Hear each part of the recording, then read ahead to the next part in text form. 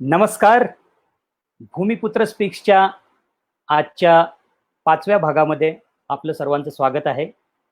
First एडिशनचे 5वे विशेष अतिथी आपल्यासोबत जोडले गेलेले आहेत. असं म्हणतात की तलवारीपेक्षा लेखणीमध्ये जबरदस्त ताकद असते आणि ह्या लेखणीमुळेच कित्येक सरकार पलटी झालेली आहेत, कित्येक असे इतिहास लिहिले गेलेले आहेत ज्यांची आपल्याला खबर नाही, कित्येक गोष्टी लिहिल्या गेलेल्या आहेत ज्या जगाच्या कानाकोपऱ्यात घडतात. असंच एक जबरदस्त व्यक्तिमत्व आपल्याबरोबर आज जोडलं गेलेलं आहे आणि आपण त्यांच्याबद्दल आणि आपले संभाव्य प्रश्न त्यांना विचारणार आहोत. खरं तर प्रश्नांची उत्तरं जाणून घेण्यापेक्षा आजचा जो प्रवास असणार आपल्याला भूमिपुत्र स्पीक्सचा, हा प्रवास असणार आहे मत्स्य संपदा ही मच्छीमारांच्या खरंच लाभदायक आहे का, याविषयीची आपली चर्चा घडणार आहे. त्याची आपण संभाव्य उत्तर शोधणार आहोत अशा एका व्यक्तीकडून ज्या गावागावात मच्छीमार समाजाच्या विलेजेसमध्ये, मग ते विलेजेस पार मराठवाड्यापर्यंतचे असू दे किंवा सिंधुदुर्गातले असू दे किंवा दक्षिण भागातले असू दे, म्हणजेच डहाणूकडचे असू दे, पालघरमधले असू दे, अशा विविध गावांमध्ये ह्या व्यक्तींचा संचार आहे, त्यांची ओळख आहे. तर आजचा ह्या भागाला आपण सुरुवात करणार आहोत. तत्पूर्वी मी आपल्या अतिथींना बोलवण्यापूर्वी सुरुवात करूया आजच्या या भागाची.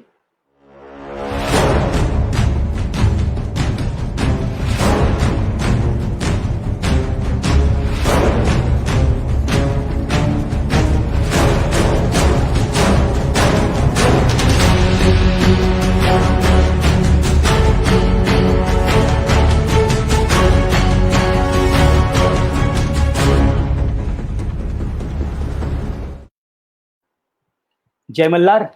मी विकास कोळी. पुन्हा आपलं सर्वांचं स्वागत आहे भूमिपुत्र स्पीक्सच्या ह्या 5व्या भागामध्ये. आजचे आपले अतिथी जोडले गेलेले आहेत. मी त्यांना स्ट्रीममध्ये ॲड करतो.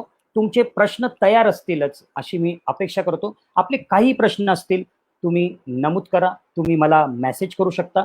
speaks@भूमिपुत्र फाउंडेशनवर सुद्धा पाठवू शकता. आपण त्या प्रश्नांची विवंचना करूया. आत्ता आपले अतिथींना मी स्ट्रीमवर घेतोय. नमस्कार राजन्स जी. नमस्ते, धन्यवाद. जय मल्हार. जय मल्हार. प्रश्नांची सरबत्ती सुरू होण्याआधी राजन्स टपके यांची मी एक छोटीशी ओळख करून देतोय. राजन्स टपके संपादक आहेत सागर शक्ती मासिकाचे. राजहंस यांचा प्रवास थरारक आहे. विधानसभेपर्यंत समाजाचा प्रत्यक्ष आवाज पोचविणारा आणि अप्रत्यक्ष हात विविध नेत्यांना विधानसभेपर्यंत पोचविणारा आहे. 1988 पासून सहकारी सोसायटीचे सहकारी सदस्य ते आता व्यवस्थापकीय संचालक बोर्डाचे अधिकारी या नात्याने मच्छीमार समाजाचे प्रबोधन, मार्गदर्शन, विविध मच्छीमार सहकारी सोसायट्यांना बर्फ कारखाने, कोल्ड स्टोरेज आणि इतर कामकाजाचे मार्गदर्शन यांनी केले आहे. सागर शक्ती मासिकाद्वारे मच्छीमार भूमिपुत्रांचा आवाज महाराष्ट्रभर नव्हे तर पार दिल्लीपर्यंत पोहोचवला आहे. महाराष्ट्रातील मराठवाड्यातील कोळी समाजाच्या गावागावात जाऊन आणि इतरही, जसं मगाशी मी म्हटलं की त्यांनी समाज प्रबोधन केलेलं आहे, अशा या खास व्यक्तिमत्वाचे आज मी भूमिपुत्र स्पीक्समध्ये स्वागत करतोय. आज प्रश्नांच्या उत्तरांपेक्षा मी जसं म्हटलं की संभाव्य चर्चा आपण करणार आहोत. तरीही चर्चेदरम्यान आपण काही प्रश्न घेऊच. तर सुरुवात करूया. स्वागत आपण केलेलं आहे. सुरुवात करूया प्रश्नाने. पण राजन्सजींना मी विनंती करेन की त्यांना जर व्ह्यूअर जोडले जात आहेत तोपर्यंत तुम्हाला व्ह्यूअरशी किंवा काही म्हणायचं असेल तर. नक्कीच. भूमिपुत्र स्पीक विकास आणि तुझ्या टीमचं मनपूर्वक मी अभिनंदन करतोय की अशा ह्या विपरीत काळामध्ये मच्छीमारांचं कोणी ऐकत नाही आणि तुम्ही मच्छीमारांची बाजू सरकारपर्यंत पोहोचवण्याचं माध्यम एक शोधून काढलेलं आहे. खरोखरच एक चांगला उपक्रम आहे. हा उपक्रम सतत तेवत राहावा अशी मी मल्हारीकडे प्रार्थना करीत आहे. धन्यवाद राजन्सजी. तर आपण आजचा पहिला प्रश्न घेऊया की वर्षभर नैसर्गिक आपत्तीमुळे, दुष्काळामुळे मच्छीमार हा सतत मदत मागत होता. सरकारकडून आणि दिल्लीकडून किंवा पण सरकारने ती दिली नाही किंवा न देण्याची ही काय कारण आहेत की नेहमी मच्छीमार हा हायलाइटेड असतो, काहीतरी मागत असतो, काहीतरी बोलत असतो, पण ती मदतीचं त्याची गुहार घेतली जात नाही किंवा त्याचं ऐकलं जात नाही, असं सतत हे असते. अगदी बरोबर आहे विकास, अगदी बरोबर आहे. ही खंत संपूर्ण कोळी समाजाची आहे, मच्छीमारांची आहे. आज जर आपण पाहिलं हा मागचा संपूर्ण हंगाम मागचा अशासाठी म्हणतोय की आज शेवटचा दिवस, उद्या शेवटचा दिवस आहे आणि हा संपूर्ण मासेमारी हंगाम एकतर वादळ, चक्रीवादळ, नैसर्गिक आपत्ती आणि हे कुठे सरत असतानाच दुष्काळाचा सामना. कारण साहजिकच आहे ज्या वेळेला वादळ जात आहेत त्यानंतरचा जो काळ असतो तो मासे विस्थापित होत असतात, त्यामुळे माशांचा दुष्काळ आणि माशांचा दुष्काळाचा कालावधी संपतो ना संपतो कुठेतरी ओएनजीसीचा सर्वे सुरू होतोय आणि दुसऱ्या बाजूला हे लॉकडाऊन आणि ह्या परिस्थितीमध्ये मच्छीमार बोंबलत असताना संपूर्ण किनारपट्टीवर त्यांच्याकडे लक्ष देण्यासाठी एकही नेता तयार नाही.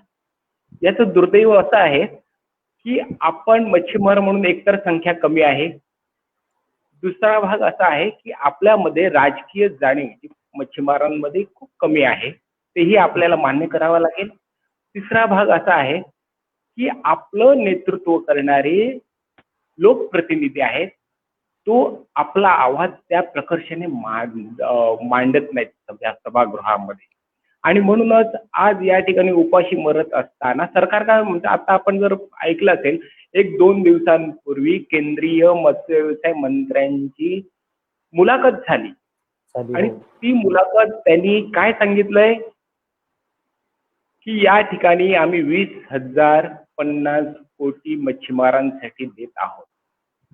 त्याच पत्रकार परिषदेमध्ये दिल्लीमध्ये सुरू असताना 4 म्हणजे एक ईस्ट कोस्ट आणि वेस्ट कोस्ट अशा नावाजलेल्या पत्रकारांनी त्यांना प्रश्न विचारले. हे सगळं ठीक आहे तुम्ही दिलत म्हणून, परंतु याबरोबर मागच्या वर्षभरा मच्छीमार मदतीसाठी हाका मागतोय, विनंत्या करीत आहे, त्यांची विपरीत परिस्थिती समोर येत आहे, त्याबद्दल काय तुमची भूमिका? आणि दुर्दैवाची बाब केंद्र शासनाने नव्हे, राज्य शासनाने नव्हे, कधीच आपल्याला साथ दिलेली नाही आजपर्यंत. जे दिलेलं आहे पंचवार्षिक योजनेसाठी आणि पंचवार्षिक योजनेचा माझा जर अनुभव तुम्ही जर लक्षात घेत असाल तर मी सांगेन हे आकडे खूप मोठे आहेत. वाचायला ऐकायला आज भडीमार होत आहे आपल्याला मच्छीमारांसाठी हे दिलं ते दिलं, अशी योजना तशी योजना, परंतु त्या अंमलबजावणीकडे गेल्यावर त्याची आपल्यासाठी आवश्यकता काय आहे याकडे पाहिल्यावर आणि त्याचा आपण उपभोग घेऊ शकतो का असं ज्या वेळेला विचार करतोय त्यावेळेला पारंपरिक मच्छीमारांची दयनीय परिस्थिती ही लक्षात कोणी घेत नाही. आज जर आपण पाहिलं त्या ठिकाणी केंद्र देणार आहे, केंद्राबरोबर लाभार्थी पण त्याच्यात शेअर टाकणार आहे आणि त्यामध्ये आहे राज्य शासन देखील त्यांचा शेअर टाकणार आहे. आज काय होतं ज्या वेळेला योजना आपण मांडणी करतोय की बाबा मला हा प्रस्ताव आहे, माझा आईस प्लांटचा प्रस्ताव आहे किंवा मला अमुक अमुक हवं आहे, पण त्यावेळेला काय होतं राज्य शासनाकडे प्रस्ताव जातो. राज्य शासनाने जर त्या ठिकाणी बजेटरी प्रोव्हिजन केली नाही तर केंद्र पैसे देत नाही आणि हीच मोठी महाराष्ट्रामध्ये दुर्दैवाची बाब अशी आहे की महाराष्ट्र शासन कधीच मच्छीमारांसाठी प्रोव्हिजन करत नाही. हा बऱ्याच स्कीम मधला आमचा अनुभव आहे. गेल्या 25 वर्षात एनसीडीसीची योजना गेल्यानंतरचे एनसीडीसीची योजनेमध्ये देखील महाराष्ट्राने सगळ्यात कमी शेअर उचलला होता, सगळ्यात कमी शेअर. तरी पण आम्ही बऱ्यापैकी त्या यांत्रिकीकरण केलं होतं, पण त्याच्यानंतर अजिबात शेअर उचलला जात नाही. केंद्र म्हणतं किंवा एनएफडीबी आपण मागणी करत आहोत की वेगळ्या मत्स्य व्यवसाय मंत्रालयाची गेल्या 25 वर्षापासून, पण त्या मागणीला दिलं काय, एनएफडीबी दिली होती. एनएफडीबीची नॅशनल फिश डेव्हलपमेंट बोर्डची जी तयारी झाली ती आपल्या त्या आंदोलनातून की ते आपल्याला साथ देत. सुरुवातीच्या 3 वर्षाच्या काळामध्ये थेट लाभार्थ्यांना प्रस्ताव मंजूर होत होते, परंतु पुन्हा या ठिकाणी व्हाया प्रशासकीय बाबी त्या ठिकाणी जोडल्या गेल्यात मत्स्य व्यवसाय खातं जोडलं गेलं, शासन जोडलं गेलं आणि लांब लचक पायरी त्या ठिकाणी चढणं झालं आणि हैदराबाद पर्यंत आज आमचे मच्छीमार पोहोचू शकत नाही. शकत ही नाही. दुर्दैवाची बाब आहे. बरोबर. आता जर आपण बघितलं की 20,000 कोटी दिलेत खरे, परंतु त्यामध्ये केंद्रीय मत्स्य व्यवसाय मंत्री काय म्हणतायत, दक्षिण से उत्तर तक हमें जाना है. म्हणजे काय जाणार आहे की आज मत्स्य शेती तुम्हाला काय हवे आहे, मत्स्य शेती हवे, एक्सपोर्ट करायचे आहेत, आम्ही त्याला नाही म्हणत नाही. आमचं म्हणणं आहे जमीन आहे त्यांच्याकडे मत्स्य शेती तुम्ही करणार, परंतु दुर्दैवाची बाब अशी की पारंपरिक मच्छीमारांकडे जमीन नाही आहे. पारंपरिक मच्छीमार जमीन विकत घेऊ शकत नाही. महाराष्ट्राच्या गोष्टी म्हटल्या तर आम्ही म्हणतोय आत्मनिर्भर बनण्यासाठी आम्हाला सागरी मासेमारी बरोबर सहयोग म्हणजे साथ दुसरा सोबतीचा उद्योग जोडधंदा असला पाहिजे, म्हणून आम्हाला मत्स्य शेती करायला द्या. परंतु महाराष्ट्रामध्ये मासे शेती करण्यासाठी जी जमीन शासनाने दिली, ती जमीन देण्याचा अधिकार कोणाचा, महसूल खात्याचा. महसूल खात्याने कुणाला दिली काय थांगपत्ता नाही. 2% देखील मच्छीमार, पारंपरिक मच्छीमार त्या मासे शेतीमध्ये उद्योगामध्ये नाही आहे. परंतु गुजरातमध्ये काय घडलं होतं, मत्स्य शेतीसाठी जमीन वाटपाचं काम मत्स्य व्यवसाय खात्याने केलं होतं तिकडे, आणि महाराष्ट्रामध्ये उलट, आणि त्यामुळे पारंपरिक मच्छीमार हा दूरच राहिला या विकासापासून. आणि म्हणून मला आज याच्यात एक ऍड करावं असं मला असं वाटतं की प्रत्येक राज्यामध्ये जसं मत्स्य व्यवसाय हा विभाग असतो, जसं तुम्ही गुजरातचं उदाहरण दिलं, प्रत्येक राज्यामध्ये त्यांचा मत्स्य विभाग आहे आणि ते वाटप करतं किंवा ते त्याच्यावर लक्ष देऊन असतं. महाराष्ट्रामध्ये त्याच्या व्यतिरिक्त जसं की MFDC आहे for example, Maharashtra fisheries development corporation, अशा असंख्य वेगवेगळ्या संस्थांनी पण हा जो वाटा आहे तो त्याच्यातून आपल्या जो डिरेक्टली जो पोचू शकत होता सामान्य भूमिपुत्रापर्यंत किंवा मच्छीमार समाजापर्यंत सोसायट्यांच्या मार्फत म्हणा किंवा मत्स्य व्यवसाय डिपार्टमेंटतर्फे, पण तेही मला असं वाटतं काही जेट्टी बांधायचं काम असू द्या किंवा फिश ऑन व्हील सारख्या स्कीम असू द्या, या ज्या छोट्या मोठ्या स्कीम्स आहेत तेही MFDC किंवा इतर कंपन्या ज्या प्रायव्हेट लिमिटेड कंपन्या तसं बघायला गेलो तर सरकारी उपक्रम म्हणून ते जरी असले तरी त्यांच्या मार्फत या स्कीम्स दिल्या जातात. आणि मला असं वाटतं की त्याची जी लोकांपर्यंत जी माहिती जायला पाहिजे किंवा एखादा प्रत्येक आज आपल्याला नायकी किंवा कोणतेही मोठे ज्या कंपन्या येतात त्याची आपण ऍडव्हर्टाईज बघूनच प्रोडक्ट विकत घेतो, पण सरकारी योजनांची तशी खास काही माहिती आपल्यापर्यंत पोहोचत नाही किंवा भूमिपुत्रांपर्यंत पोहोचत नाही. त्याच्यामुळे ते फिश ऑन व्हील सारखी एखादी स्कीम असो किंवा ही स्कीमची माहितीच तरुणांना नसते. तर मला असं वाटतं की राज्य शासनाने ऍडव्हर्टायझिंग किंवा मार्केटिंगवर सुद्धा एक बजेट प्रोव्हिजन केलं पाहिजे आणि ते प्रत्येक सोसायट्यांमार्फत त्याचे शिबिरं घेतली पाहिजे की कोणत्या प्रकारच्या स्कीम मार्फत. आता बघा तुम्ही शब्द वापरला सोसायट्या. एक काळ असा होता की मासेमारी सहकारी संस्थांचं उदाहरण शेती व्यावसायिक देत होते, शेतकरी सहकारी संस्था देत होते की थेट माल आम्ही कसं आमचे मासेमार बांधव मासे पकडायचे आणि आमच्या भगिनी थेट मार्केटमध्ये विकायचे.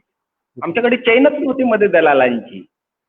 आताच्या काळामध्ये घडली ती, डेव्हलपमेंटमध्ये होत गेली ती. म्हणजे सहकारी संस्था आपल्याकडे मजबूत आहेत, परंतु गेल्या 20 वर्षामध्ये सहकारी संस्थांचे, मग त्यामध्ये आपण पण दोषी आहोत, सहकारी संस्थांच्या कमिटीवर येणारे सदस्य असतील किंवा दूरदृष्टीपणाचा थोडासा अभाव असेल आपल्या कार्यकर्त्यांमध्ये. आणि महत्वाचा भाग असा की उद्या जर मी मुंबईमध्ये जर प्रोसेसिंग प्लांट टाकायचं म्हटलं किंवा अजून काही उद्योग सुरू करायचे म्हटले तर मुंबईमध्ये ही महानगर क्षेत्राच्या डेव्हलपमेंटचे नियम हे वेगळे आहेत. आज जर आम्ही म्हणतोय दर 30 वर्षांनी आमच्याकडे नागरी विकास साठी योजना आखल्या जात आहेत. कोळीवाडे मासेमारी विलेजेस त्यांच्या लगत ह्या उद्योगाला त्या ठिकाणी चांगलं पायाभूत सुविधा निर्माण करण्याचे नियोजन असायला पाहिजे, परंतु ते आज कुठेही त्यांनी ते दिलेलं नाही. आमच्याकडे कुठेही नियोजन मच्छीमारांसाठी केलं नाही, नाही मच्छीमारांच्या वसाहतीसाठी. मग आज जो मच्छीमार आहे तो भांडतोय की माझं या ठिकाणी घर होईल की घर बांधू आधी, की माझ्यासाठी माश्यांना आम्ही व्हॅल्यू ऍडिशन करण्यासाठी किंवा त्याला प्रोसेस करण्यासाठी युनिट उभारू, जागेच. काय करावं, बरोबर. प्राधान्य कशाला देणार? जे आम्हाला घराची पहिल्यांदा गरज आहे. आणि म्हणून याच्यातून जो उद्योग उभा राहायला पाहिजे तो उभा राहत नाही. आम्ही धंदा नाही म्हणून मासेमारी धंदा करतोय, परंतु तो व्यवसाय आहे हे शासन देखील आम्हाला सांगत नाही. मासेमारी हा व्यवसाय आहे, बिझनेस आहे आणि तो बिझनेस तुम्ही केला पाहिजे हे शासन आपल्याला सपोर्ट तसं करत नाही. आज दुसरी गोष्ट अशी आहे, आम्हाला या ठिकाणी मासेमारी करत असताना निसर्गावर पूर्णतः आम्ही अवलंबून आहोत. आता निसर्गावर असताना आज तुम्ही पाहिलं असेल ह्या लॉकडाऊन मध्ये उल्हास नदीवर 42 कोळीवाडे आहेत. ते गेली 40 वर्ष मासेमारी करायची, त्यांना दुसरं काही नको होतं. उल्हास नदीचं पाणी स्वच्छ पाहिजे होतं. बरोबर. तुम्ही आताच्या ज्या तारापूर अणुऊर्जा प्रकल्पाच्या आसपास बघा, त्या ठिकाणची सगळी गावं, त्यांना काही नको होतं, पाणी तुम्ही स्वच्छ द्या आम्हाला, तुमच्या योजना काहीच नको आम्हाला, आम्ही जगू मस्तपैकी मासे खाऊ, दुसऱ्यांना खिळवू, स्वतः एन्जॉय करू. परंतु नाही, प्रदूषण आमच्याकडे भरपूर दिलेलं आहे. MIDC महाराष्ट्रामध्ये दुर्दैवानं जगात जे सगळे केमिकल्स, जे विषारू घटक आहेत, त्या घटकांना बऱ्याच ठिकाणी बॅन्ड केलेले आहेत. असे प्रकल्प महाराष्ट्रात आहेत. बरोबर. मग ते रासायनिक असू दे की अजून कुठे, आणि मग त्याचं सांडपाणी कुठे, थेट आमच्या त्या समुद्रात. आणि मग समुद्रात आम्ही पूर्वी खोल समुद्रात मासेमारी कधी केलीच नाही, आम्हाला गरज नव्हती, आम्ही किनाऱ्यावर मासे मारायचे. परंतु आज आम्हाला दूर जावं लागतं. दूर जाण्यासाठी आम्हाला मेकॅनाइज्ड बोट लागतात.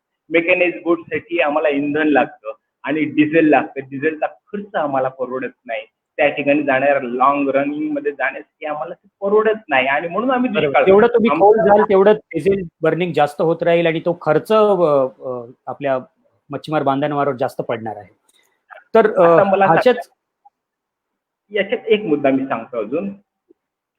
आज आम्ही म्हणतोय की डीप सी फिशिंग केली पाहिजे, आम्ही तयार आहोत डीप सी फिशिंगला. आज तामिळनाडू सारख्या राज्याला केंद्र सरकार 300 डीप सीच्या नौका देऊ शकतं, मेकॅनाइज्ड बोट.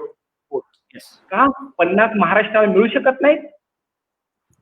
बरोबर. महाराष्ट्र नेहमी केंद्राच्या बाबतीत उदासीन राहिलेला आहे, मग ते प्रशासकीय लेवलवर आणि पॉलिटिकल लेवलवर. कारण पॉलिटिकल लेवलला असं मी म्हणतोय की NCDCचा पैसा पूर्वी आणला कशासाठी, साखर कारखान्यांसाठी, सूत गिरण्यांसाठी, पण मच्छीमारी सहकारी संस्थांसाठी तसा आणलेला आहे का?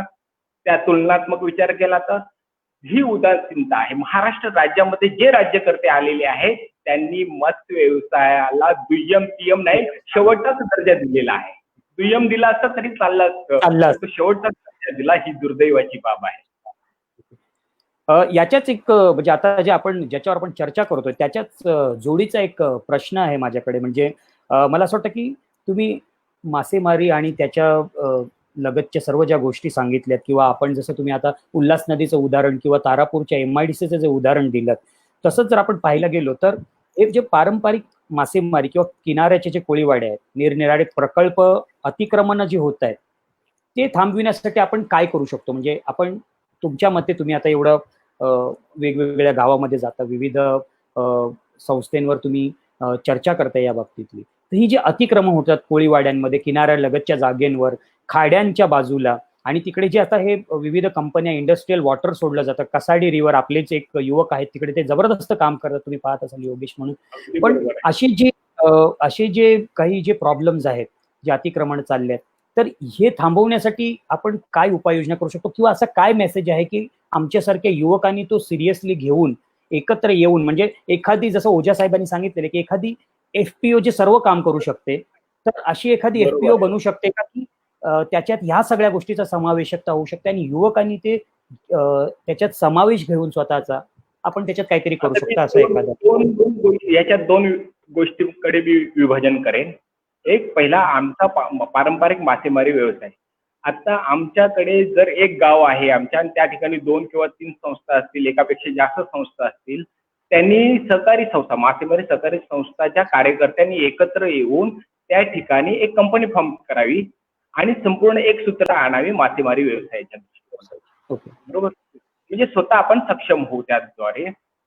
दुसरा प्रश्न असा आहे की विकास आज जो आहे, आता तुम्ही पण विकासाचा आहात म्हणा, पण विकासाची लाट आहे ही संपूर्ण किनाऱ्यावर जलस्रोत आहे, वॉटर बॉडीज आहेत, त्या ठिकाणी पूर्ण टुरिझम चाललंय, लोकजीवन त्या ठिकाणी कल घेत आहे.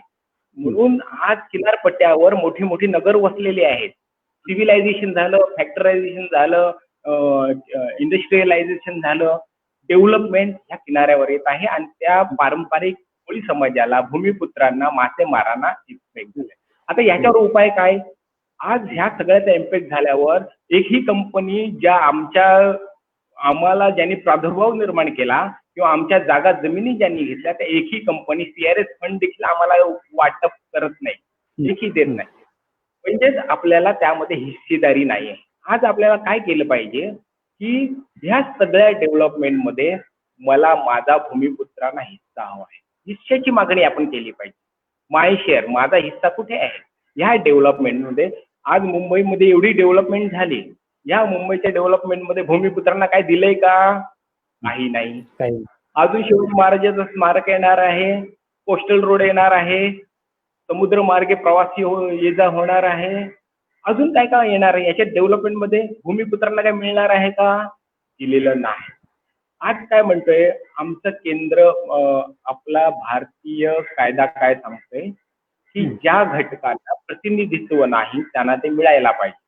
तुम्ही ईस्ट नॉर्थ ईस्टची जी राज्य आहेत, पहाडी इलाके आहेत, पहाडी इलाक्यामध्ये त्या ठिकाणी भूमिपुत्रांचं अस्तित्व टिकविण्यासाठी मग त्या ठिकाणी बॉर्डर पोलीस जरी असले ना, मिलिटरी जरी असले ना, त्यांना त्या ठिकाणी रस्ते बांधायचे झाले, ब्रिज बांधायचे झाले किंवा अजून काय करायचं झालं तरी त्या भूमिपुत्रांना विश्वासात घ्यावं लागतं. त्यांना त्यांची शेअरिंग काय असणार आहे, कॉन्ट्रॅक्ट कोण घेणार आहे, तुमची खडी असणार आहे, तुमच्या विटा असणार आहेत, हे सगळं त्यांना दिलं जातं, त्यांचं अस्तित्व टिकलं जातं. हे मी घटनाबाह्य नाही म्हणत, हे घटनेने दिलेलं आहे आणि तशीच घटना आपल्याला हवी आहे.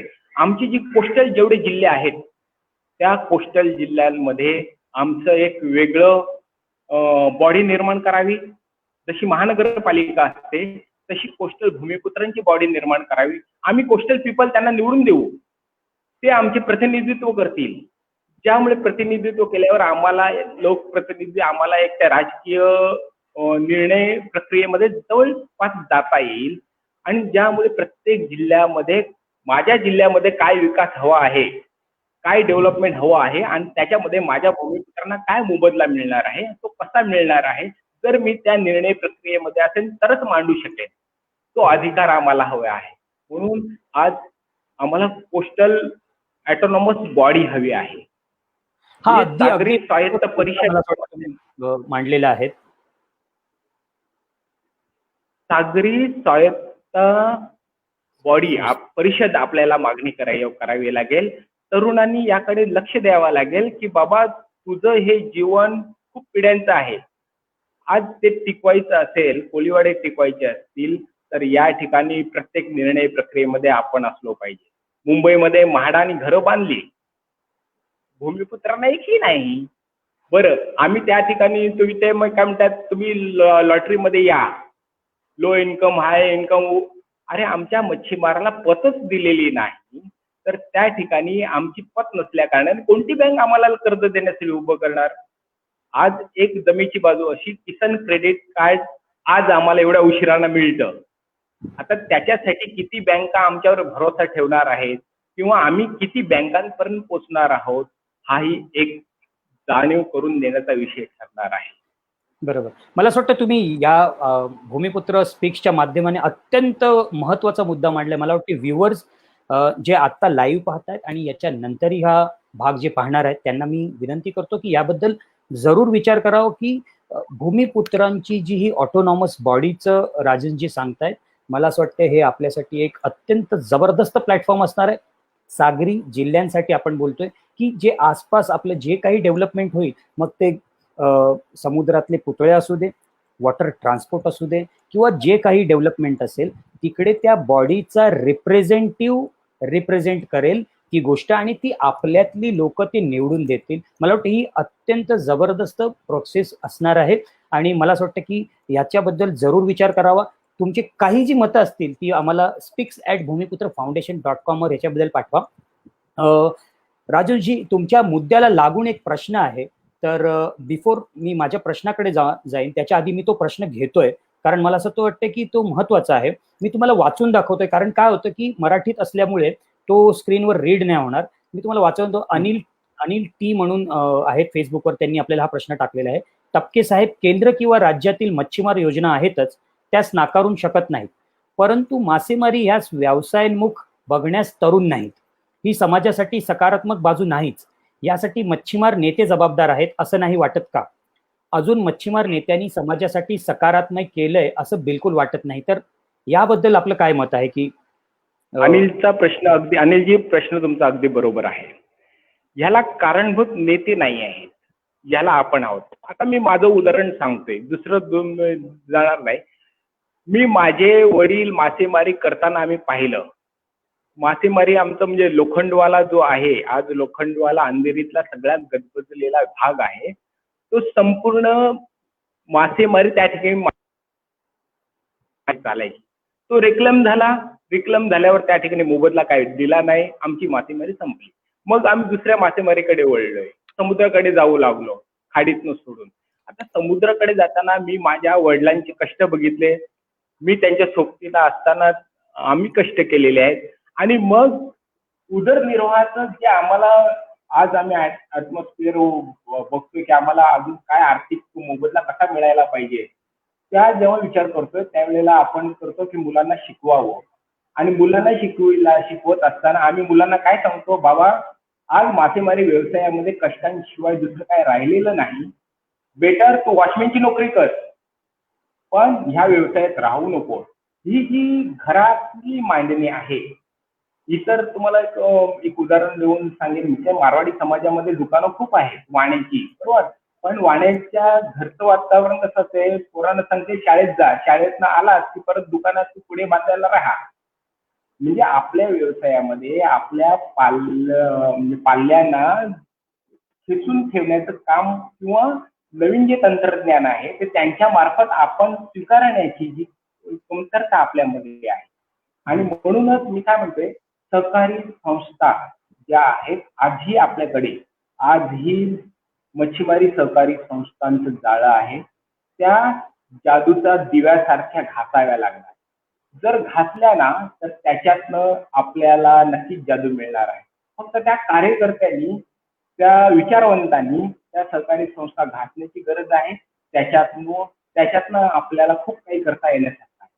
आता साधारण एक उदाहरण, मुंबईमध्ये आपण जर पाहिलं मच्छीमारी सहकारी संस्था, आता बँका ज्या आहेत, महाराष्ट्राचं धोरण आहे प्रत्येक जिल्ह्यामध्ये जिल्हा बँक असते, ती त्यांनी त्या जिल्ह्याची काळजी घ्यावी.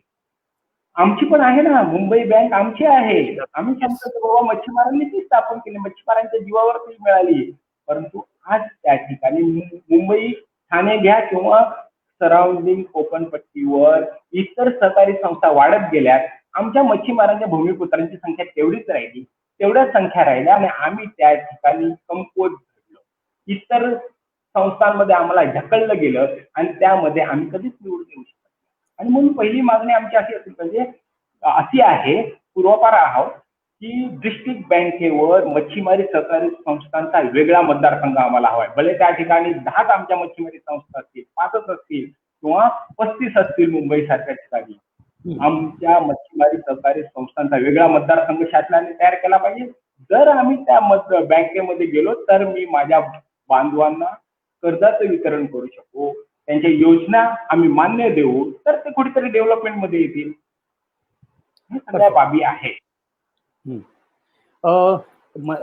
राजन साहेब, तुम्ही जे आता जे सांगितलं ते अत्यंत महत्वाचं आहे आणि मुंबई जिल्हा बँकेला मला असं वाटतं ते जे उदाहरण तुम्ही दिलं ते अत्यंत विचार करण्यासारखं आहे की त्यांनी फक्त एका मीडिया स्तंभाने त्या बाबतीचा विचार न करता सहकारी सोसायट्या किंवा त्यांची जी शिखर संस्था आहेत किंवा इतर त्याच्यावरचे जे बॉडीवरचे लोक आहेत त्यांनी सुद्धा या बाबतीतलं घेतलं पाहिजे आणि त्याचं धोरण ठरवून मला असं वाटतं त्याच्याबद्दल हे केला पाहिजे, विचार केला पाहिजे. तुम्ही जे सोसायट्यांचं उदाहरण सांगितलं की घासून त्याच्यातून जो जिनी निघणार आहे त्याच्याने समाजाचा विकास होणार आहे. आपल्याकडे एक प्रश्न आहे जो त्याला निगडीत आहे. मला असं वाटतं की त्यांचं मत थोडंसं नेगेटिव्ह आहे, पण मला असं वाटतं तुमच्याकडे याच्याबाबत आन्सर असेल तर आपण त्याच्यावर चर्चा केली पाहिजे. कल्पेश कासकर म्हणून आहेत, बाकी मी त्याच्यातून काही घेत नाही, पण त्यांचं एक शेवटचं एक आहे की ते म्हणतात की lack of communication bye fishing societies, त्याच्यामुळे ज्या गव्हर्नमेंटच्या ज्या स्कीम्स असतात सोसायटी कम्युनिकेट करू शकत नाहीत, त्याच्यामुळे त्या भूमिपुत्रांपर्यंत किंवा त्या लोकल सभासदांपर्यंत किंवा त्या धारकांपर्यंत पोहोचत नाहीयेत. त्यांनी भरपूर 4-5 मुद्दे दिलेत, पण मला असं वाटतं की हा मुद्दा, बाकीचे मुद्दे तर आपण त्याच्यावर बोललोय, पण lack of communication bye societies हा एक मुद्दा आहे. मला असं वाटतं बरोबर, लॅक ऑफ कम्युनिकेशन खरी गोष्ट. म्हणून तर मी शब्द वापरलेला आहे की सहकारी संस्थांचा जादूचा दिवा आहे आपल्याकडे, तो घासला पाहिजे. आता तो दिवा घासणार म्हणजे कसं, सुशिक्षित पोरांनी त्या सहकारी संस्थांपासून दूर राहणं नाही, तर त्यामध्ये इन्व्हॉल्व्ह होणं आहे. प्रत्येकाने त्यामध्ये इन्व्हॉल्व्ह होणं आहे आणि त्या इन्व्हॉल्व्ह झाल्यावर आपलं नॉलेज, आज बरीचशी आपल्या कम्युनिटीमध्ये पण चांगले एज्युकेटेड झालेली लोक निरनिराळ्या मल्टी नॅशनल कंपन्यांमध्ये कामं करतात, मोठ्या मोठ्या पोस्टवर होईल करतायत. तो जर आमच्या बाजूला राहणारा माझा मित्राचा मुलगा जर मोठ्या कंपनीमध्ये चांगलं स्वतःचं नाव कमवतोय, त्याच्या नॉलेजचा उपयोग का आपल्या कम्युनिटीसाठी होणार नाही का? बिलकुल होणार, पण त्याला संधी देण्याची पण गरज आहे. आणि आज कसं आहे, जो यंग जनरेशन आहे त्यांना वाटतं की आमच्या कम्युनिटीसाठी आम्ही करावं, खूप करावं, परंतु मध्ये जी दरी आहे म्हणजे म्हणजे ज्यांनी सत्ता आजपर्यंत सहकारी संस्थांची सत्ता प्रस्थापित केलेली आहे त्यांच्या आणि तरुणांमधला जो गॅप आहे तो वाढत चाललेला आहे आणि तो वाढू देऊ नये म्हणून तरुणांनाच पुढे यावं लागेल. तरुणांनी काय केलं पाहिजे की बाबा वरिष्ठांचा आशीर्वाद घेऊन त्यामध्ये इन्व्हॉल्व्ह झालं पाहिजे. काका मला शिकवा, मी येतोय. ह्या गोष्टीकडे आपण जर जाणून लक्ष दिलं तर ह्या सहकारी संस्था साधी गोष्ट नाही आहे. सहकारी संस्था आज जर स्थापन करायला गेला तर त्यामधले जे टर्म्स आहेत ते आपल्याला अवघड आहे आणि म्हणून इतरांचे आहेत असं इतरांच्या देखील आहे. परंतु माझा मुद्दा असा आहे की पारंपरिक मच्छीमारांनी जे भूमिपुत्र आहेत त्यांनी ह्या व्यवसायात टिकून राहणं आणि टिकून राहण्यासाठी नॉलेज जमा करणं, नॉलेजच्या बरोबर आर्थिक बळ घेणं आणि सामाजिक ज्या प्रश्न आहेत, जाणीवा आहेत, उणीवा आहेत त्या आपण सांभाळणं हे खूप मोठं काम आहे. नाहीतर आज तुम्हाला मी सांगते की आज क्रेडिट कार्ड योजना आहे. आज सुरू करणार आहे किसान क्रेडिट कार्ड. आम्ही 10 वर्षापूर्वी हा विचार करून एका बँकेच्या, नॅशनलाइज बँकेच्या माध्यमातून मस्त कन्या योजना आणली. मासे विक्रेती आपली भगिनी आहे, ती उदारावर मासे खरेदी करते. तिला जर रोख दिली तर तिला स्वस्तात मासे मिळतील, तेवढा तिचा फायदा वाढेल. हा मागचा उद्देश होता. आणि म्हणूनच आज ती योजना आहेत. ह्या योजना आज पारंपरिक मासेमारांसाठी ते बोलत नाही, केज कल्चरच्या गोष्टी केल्या जातात. आज केंद्रीय मंत्री काय म्हणतायत, म्हणजे त्या पत्रकारांनी विचारलेल्या प्रश्नावर ते उत्तर काय देत आहेत, नाही आमचा एक्सपोर्ट तर बरोबर आहे, 5-10% कमी झाला असेल म्हणजे दुष्काळ नाही, असं थेट त्यांचा प्रश्न आहे. आणि म्हणूनच आज आमचा प्रश्न असा आहे की ह्या सगळ्या महाराष्ट्रामध्ये, मी महाराष्ट्राचं असं म्हणेन की महाराष्ट्रामध्ये सगळ्यात जीडीपीचा दर्जा मासे व्यवसायातून मिळतो. उत्पन्नाचं साधन जास्त पैशाने माश्यामधून मिळत आहे. रेव्हेन्यू जनरेट आम्ही जास्त करून देतोय. परंतु आमची जी हे आहे की आमचा उत्पादनाचा खर्च जो आहे तो मासे, बघा मासे याच्या पुढे वाढणार नाही आहे, कमीच होणार. आणि मासे आज कसं आमच्याकडे मासे कमी झालेत की वाद सुरू होत आहे. कोणता वाद? एलईडी वापरतायत, पर्चिनवाले आलेत किंवा वसई पालघरवाल्यांचा वाद. हे ज्या वेळेला मासेमारी कमी होते ना त्यावेळेला वाद असतात आणि जो तारीख असतो तो वाद नसतात. आणि ह्या म्हणून काय आहे की आज महाराष्ट्राचा किनारा किती आहे? 12 नॉटिकल पर्यंत किंवा राज्यांचा.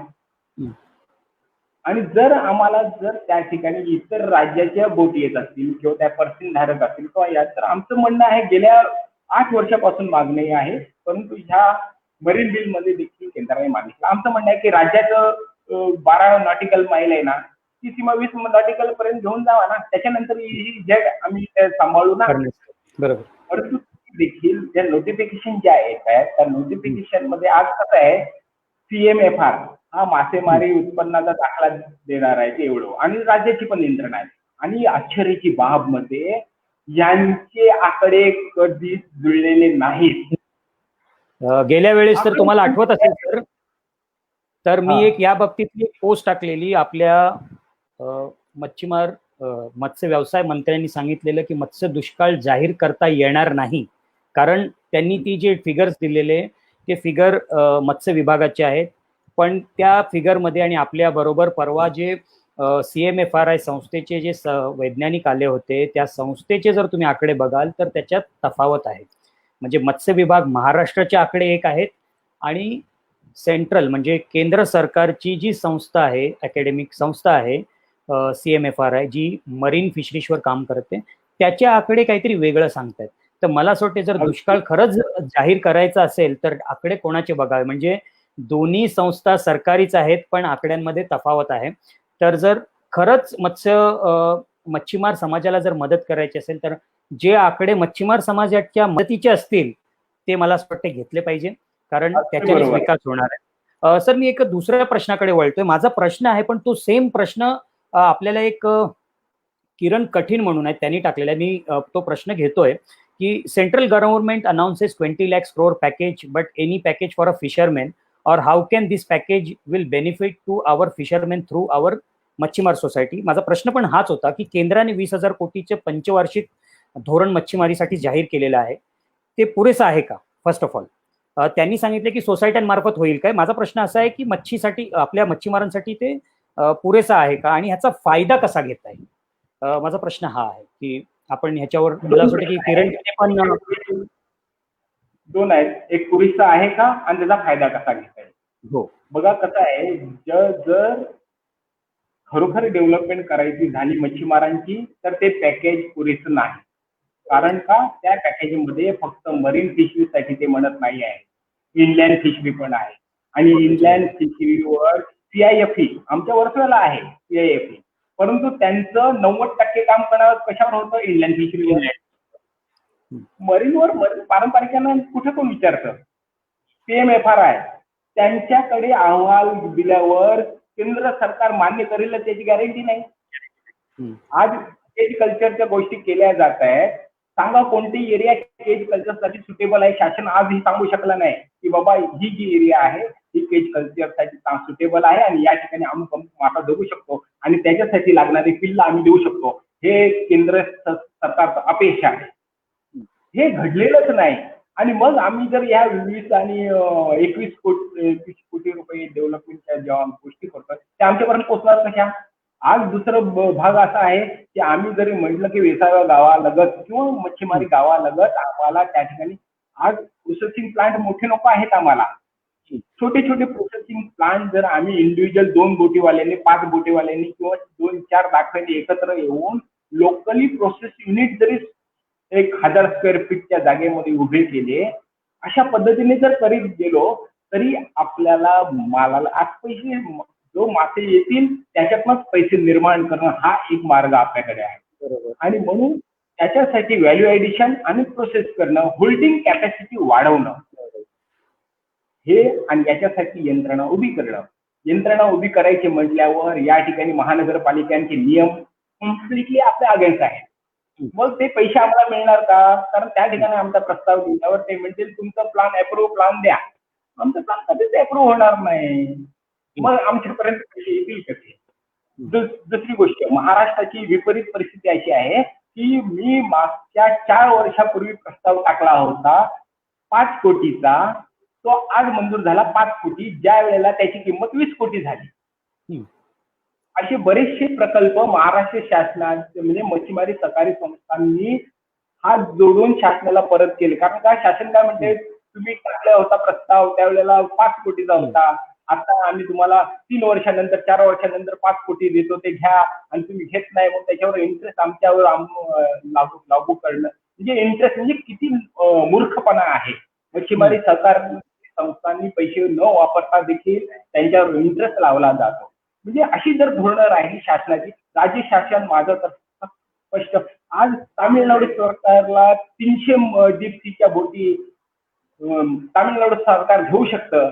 महाराष्ट्रातील खासदार आमदार एका शब्दाने बोलत नाहीत कुठे. म्हणजे ही दुर्दैवाची बाब आहे. अगदी बरोबर.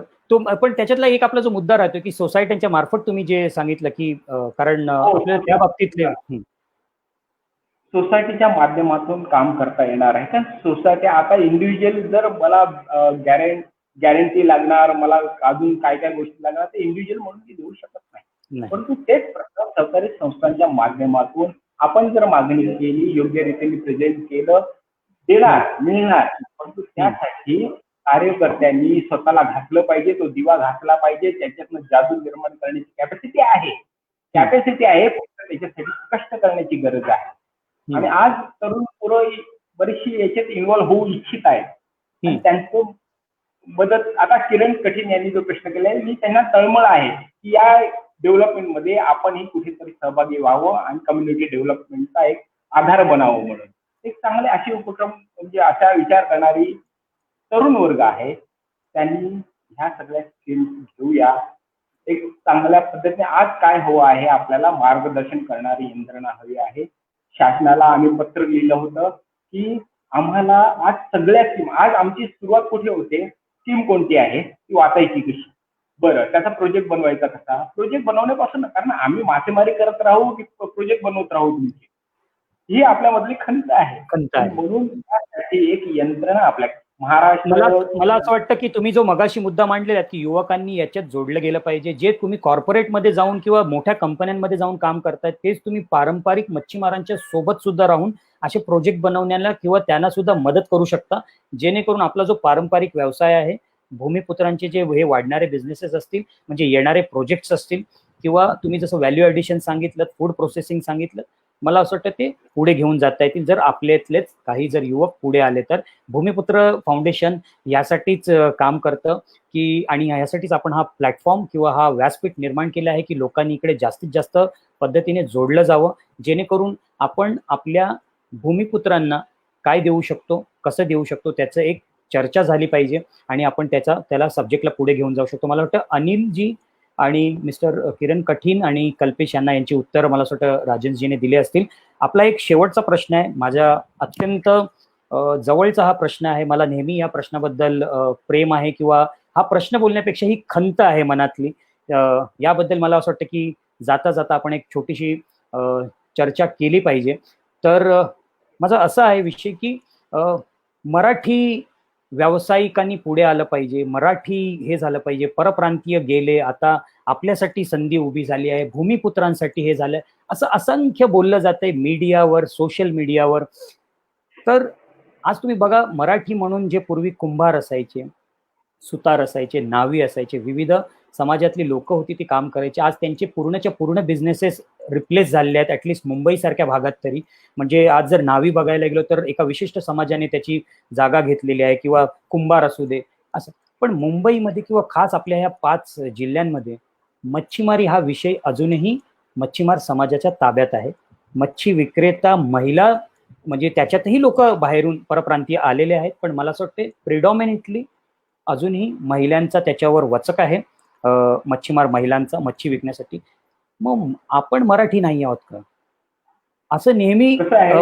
मी कंप्लीट करतो साहेब, मग तुम्ही, मला असं वाटतं आपण याच्यावर चर्चा करूया की मराठी असं म्हणून प्रोत्साहन किंवा इतर गोष्टीला त्याचं भरपूर गाजावाजा केला जातो काही झालं तरी. म्हणजे मला असं वाटतं की मी नेहमी माझ्या मित्रांना म्हणा किंवा काही विषयावर मी जेव्हा चर्चा करतो तेव्हा मी म्हणतो की एखादी मला याच्यात कोणत्याही जातीवाद किंवा ह्याच्याबद्दल बोलायचं नाहीये, पण सांगायचं असं आहे की एखादी छोटीशी कोणत्याही इतर जिल्ह्यातली महिला एक छोटंसं ब्युटी पार्लर ओपन करते, तिचं काही उलाढाल असेल, पण महिन्याला ती 20,000 रुपये कमवत असेल, असं एक उदाहरण धरूया की तिचा एवढा गाजावाजा होतो की अमुक तिला अवॉर्ड दिले जातात, तिला हे म्हणजे असं विविध व्यासपीठ आहेत त्याच्यावर तिचा सन्मान होतो. पण आपल्या ज्या महिला आहेत त्या मे बी दिवसाला एखाद अशी महिला असते ती 5,000 रुपये जिचं कमवत असेल, किंवा महिन्याभरात ती 60,000 रुपये कमवत असेल, पण कोणत्याही प्रकारचं असं त्यांच्यासाठी एक प्रोत्साहनपर पॅकेज मुंबई नगरपालिका असू दे किंवा महाराष्ट्र शासन असू दे त्यांच्यासाठी असं काही करताना आढळत नाही की एक मत्स्य व्यवसाय ती महिला, कारण मला असं वाटतं की ही व्यावसायिकता हे महिला सक्षमीकरण आपल्या याच्यामध्ये अनादी काळापासून आलेलं आहे, त्याच्यासाठी काही नवीन काही असं घडलेलं नाहीये. तर मला असं वाटतं की शासनाने हे दुर्लक्षित करतंय, तर हे पर्पजफुली करतंय का, की तुमचं काय मत आहे याच्यावर? अगदी पर्पजफुली. तुम्हाला सांगतो, कोळी महासंघाच्या वतीनं रमेशदादा पाटील असताना आमदार सगळ्या महिलांना, मासे विक्रेत्या महिलांना शीतपेटी देण्याचं आम्ही प्रस्ताव केलं सभागृहामध्ये. त्यांनी पाटील साहेबांनी 4दा प्रश्न उपस्थित केला. 10 लाखाचं बजेट सँक्शन झालं. मुंबई महानगरपालिकेमध्ये वितरित करण्यासाठी ती ऑर्डर आली आणि या ठिकाणी राजकारण वेगळं झालं. आमच्या महिला धाडसी आहेत, त्या सक्षम आहेत, म्हणून आज मासे विक्रीचा व्यवसाय आज कोळींकडे आहे, कोळी भगिनींकडे आहे, कारण त्या सक्षम आहेत. परंतु त्यांना पुरुषांनी साथ दिली पाहिजे, ती दिली जात नाही. आमची आई आहे, आमची बहीण आहे, आमची माता आहे, आमची काकी आहे, या घरच्या पुरुषांनी देखील साथ देण्याची आज गरज आहे. आणि म्हणून त्यासाठी आज राजकारण मुद्दामून केलं जातं. आज आमचे गेले म्हणजे 2 वर्ष झाली आम्हाला शीतपेट्या साध्या दिल्या जात नाही. आम्ही काय डेव्हलपमेंट बाजार नाही मागितलेले आहे. तर या ठिकाणी दुसरी गोष्ट सांगतोय की एनएफडीबीनी मुंबईतील किंवा सगळ्यात मासे बाजार अत्याधुनिक करण्यासाठी, एसी करण्यासाठी, स्टँडर्डाइज करण्यासाठी योजना बनवली. कारण त्या ठिकाणी ड्राफ्ट कमिटीवर मी होतो आणि त्या ठिकाणी ती मांडली पण.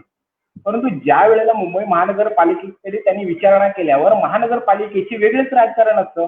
ते म्हणतात जागा आमची आहे, आम्ही तुम्हाला कशाला देऊ. अहो, तुम्ही सोयी पुरवणार आहात की जागेचा क्लेम करणार आहात. म्हणजे अशा दृष्टिकोनातून महानगरपालिका असेल, एनएफडीबी असेल, राज्य शासन असेल आणि केंद्र शासन असेल, ह्या सगळ्या केममध्ये नाही तो प्रशासकीय अधिकारी आपला असतो, नाही तो राजकीय लोकप्रतिनिधी करणारा तो आपला असतो, कोणीच आपला नसतो. आणि म्हणून आपली जी कळकळ आहे, आपली जी गरज आहे, ह्या सगळ्या गरजेवर त्यांना कळतं, परंतु ते वळत नाही. कोळ्यांना फक्त सहानुभूतीपूर्वक 2 शब्द बोलले की कोळी शांत राहतो, हे त्यांना माहिती असल्या कारणानं हो हो तुमचा परतावा आला पाहिजे, दिला पाहिजे, असा एखाद्या आमदाराने आणि मंत्र्यांनी बोललं की आम्ही खुश होतो आणि परत येतो खाली हातानं. हीच परिस्थिती संपूर्ण राज्य आणि केंद्रामध्ये आहे. फोटो काढला की आमचं म्हणजेच असं आहे की मराठीचा पुळका आलेल्या विविध पक्षांना सुद्धा ह्या बाबतीतलं हे धोरण घ्यायचं नाही. कसं आहे, तसं नाही. बघा कसं आहे, तुम्हाला सांगतोय, आमचं दुर्दैव संयुक्त महाराष्ट्राची चळवळ आम्ही उभी केली. कोळ्यांनी स्पष्ट म्हटलं की आम्ही मराठी आहोत, मराठी भाषिकांकडे जाऊ, आम्ही गुजरातकडे जाणार नाही. पंतप्रधानांनी आमचे त्यावेळेचे बाबासाहेब वर्लीकर, थोडंसं 1 मिनिट घेते, बाबासाहेब वर्लीकर ह्या कोळी समाजाचे नेते होते, नेहरूंचा चांगले संबंध होते आणि त्यांनी सांगितलं की बाबा तुम्ही संयुक्त म्हणजे केंद्रशासित मुंबईसाठी राहा, तुमचं डेव्हलपमेंट होईल. परंतु आम्हाला ते आम्हाला कोणीतरी सांगितलं होतं तुम्ही मराठीच आहात आणि मराठ्यासाठी आमचा दिशाभूल कशी केली तर स्थानिकांना नोकऱ्या मिळायला पाहिजे, स्थानिकामध्ये कोळी नसतात. भूमिपुत्रांना नोकऱ्या मिळायला पाहिजे, पण भूमिपुत्रामध्ये नोकऱ्या नाहीत. महानगरपालिकेने ह्या लॉकडाऊनच्या कालावधीमध्ये कित्येक नोकऱ्यांच्या जाहिराती काढल्या. एकाही जाहिरातीमध्ये एकाही भूमिपुत्राला नोकरी दिलेली नाही. आम्ही कमिशनरना आक्षेप घेतला, ते भूमिपुत्रांसाठी नोकऱ्या म्हणत्या, कुठे एकही भूमिपुत्र माझा नोकरीवर लागलेला नाही. म्हणजे लढायला पाहिजे असेल त्यावेळेला कोळी हा हवा आहे त्यांना, मराठी म्हणून. पण जेव्हा कोळ्यांचे प्रश्न येतात तेव्हा तो मराठी नसतो. ही दुर्दैव आहे. आज ज्यांना आम्ही साथ दिली, मुंबईला ज्यांना साथ दिली, त्यांनी मराठी माणसाची लढाई लढण्यासाठी कोळी हवा असतो त्यांना, आणि कोळ्यांची लढाई लढण्यासाठी मराठ्यांना मराठी माणूस कोळ्यांच्या लढाईला येत नाही. म्हणजे म्हणून मी म्हटलं साहेब की ही माझी सुद्धा खंत आहे आणि याच्यावर मी सतत बघत असतो की सर्व जेही म्हणजे बोलू नये पण असे खूप सारे केसेस पाहायला मिळतात की आपल्या इकडे कोणत्याही बाबतीत कोणत्याही प्रकारचं प्रोत्साहन, मग तो कोणताही पक्ष असू दे, मला इकडे राजकारणाशी याबद्दल बोलायचं नाहीये, पण अजूनपर्यंत तरी कोणताही पक्ष असा आढळला नाही की ज्यांनी आपल्या लोकांची जी खंत आहे ती वाटून घेण्याचा तरी प्रयत्न केलेला आहे. तर साहेब, मला असं वाटतं की ही चर्चा जबरदस्त झाली. प्रश्न अजूनही भरपूर आहेत, पण आपल्याकडे वेळ कमी आहे. तुम्ही जे सांगितलं ते खरंच म्हणजे ही मला असं वाटतं की ही सुरुवात आहे, ही ठिणगी पडलेली आहे भूमिपुत्र स्पीक्सच्या माध्यमाने. आणि असं हा व्यासपीठ याच्यावर अजूनही पुढच्या काळात आपले भूमिपुत्र योद्धे जोडले जातील, विविध अधिकारी जोडले जातील. आपण त्यांना प्रश्न करू, आपण त्याच्याबद्दलची चर्चा करू. आजचा विषय आपला होता संभाव्य चर्चा, की आपल्या मच्छीमारांचं आपण काय करू शकतो, किंवा हे मत्स्य संपदा जे पॅकेज आहे त्याच्यावर तुम्ही आम्हाला भरपूर माहिती दिली. ॲटलिस्ट त्याच्यावर आपण काही प्रकाश टाकू शकलात. प्रश्न येतील आणि आम्ही हे प्रश्न कन्सॉलिडेट करू आणि तुमच्यापर्यंत पाठवू आणि अजून त्याच्याबद्दलची माहिती घेऊ आणि त्यांना जे जे आपले मेसेजमध्ये किंवा ईमेल्सवर येतील त्यांना पोहोचवण्याचा प्रयत्न करू. मी आपलं खूप खूप आभार मानतो. आपण भूमिपुत्र स्पीक्सच्या या 5व्या भागात आम्हाला विशेष अतिथी म्हणून लाभलात. आम्ही आपलं पुन्हा आमच्या पूर्ण भूमिपुत्र स्पीक्स, भूमिपुत्र फाउंडेशन आणि आपली बॅकएंड टीम यांच्याकडून आपला खूप खूप धन्यवाद. धन्यवाद. विकास कोळी स्पीक्सच्या माध्यमातून, भूमिपुत्राच्या माध्यमातून तुमचे सहकार्याने जी साथ दिली तुम्हाला, आणि तुम्ही हे जो चांगला उपक्रम राबवत आहात, ह्या उपक्रमाला यश मिळो, सक्सेस मिळो. जय मल्हार. जय मल्हार. तर हे होते श्री राजहंस टपके, संपादक सागर शक्ती मासिक, यांनी आपल्याला आजचा आपला जो विषय होता त्याच्याबद्दल आपण ही चर्चा घडवली. तुमचं ह्याबद्दल काही जे प्रश्न असतील किंवा ह्याच्याबद्दल काही चर्चा असेल, काही सांगायचं असेल, तर हे व्यासपीठ आपल्या सर्वांसाठी आहे, भूमिपुत्रांसाठी आहे. आणि हा आपण एक छोटा लढा उभारलेला आहे आपले प्रश्न तिथपर्यंत जाण्यासाठी जिथपर्यंत ते गेले पाहिजे. तर मला असं वाटते तुम्हीही या पूर्ण भूमिपुत्र स्पीक्सला असाच पाठिंबा देत राहा. आपली चर्चा किंवा जे आपलं हे व्यासपीठ आहे ते खूप लोकांपर्यंत पोहोचत आहे. काल तुम्ही पाहिलं असेल, परवा तुम्ही पाहिलं असेल की लंडनमधून सुद्धा प्रश्न येतात. आजही त्यांनी आपल्याला प्रश्न विचारलेला आहे. अक्षयजी, तो प्रश्न सॉरी मी घेऊ शकलो नाही, कारण आपल्याकडे भरपूर अजून प्रश्न आहेत. हे प्रश्नांची उत्तरं पण तुम्हाला मिळतीलच. भूमिपुत्र स्पीक्सच्या सर्व एपिसोड तुम्हाला यूट्यूबवर सुद्धा अवेलेबल आहेत. आम्हाला हा जास्तीत जास्त लोकांपर्यंत पोहोचण्यासाठी आपण सुद्धा भूमिपुत्र म्हणून मदत करू शकता. हा व्हिडिओ किंवा हे जे लाईव्ह आहे ते तुम्ही इतरांना शेअर करा, अजून कमेंट करा आणि लाईक आवडलं असेल तर जरूर करा. उद्याच्या भागात आपण एक वेगळेपणा आणलेला आहे आपल्याबरोबर. उद्या एक जबरदस्त, फक्त मी सांगतोय की IAS अधिकारी जोडले जाणार आहेत. हे आपल्या मच्छीमार किंवा इतर भूमिपुत्रांना सर्वांनाच अत्यंत महत्त्वाची माहिती देणार आहेत. फक्त आपण उद्या 5 वाजताऐवजी आधी, म्हणजे IAS अधिकारी तुमच्यासाठी आधी अर्धा तास आधी येणार आहेत. तर तुम्ही उद्या 4:30 वाजता हजर राहा. भूमिपुत्र स्पीक्सच्या 6व्या भागासाठी तयार राहा. उद्या संध्याकाळी 4:30 वाजता 4:30 आपला भूमिपुत्र स्पीक्सचा 6वा भाग असणार आहे. तर हे बोलून मी आज आपली रजा घेतो. जय मल्हार.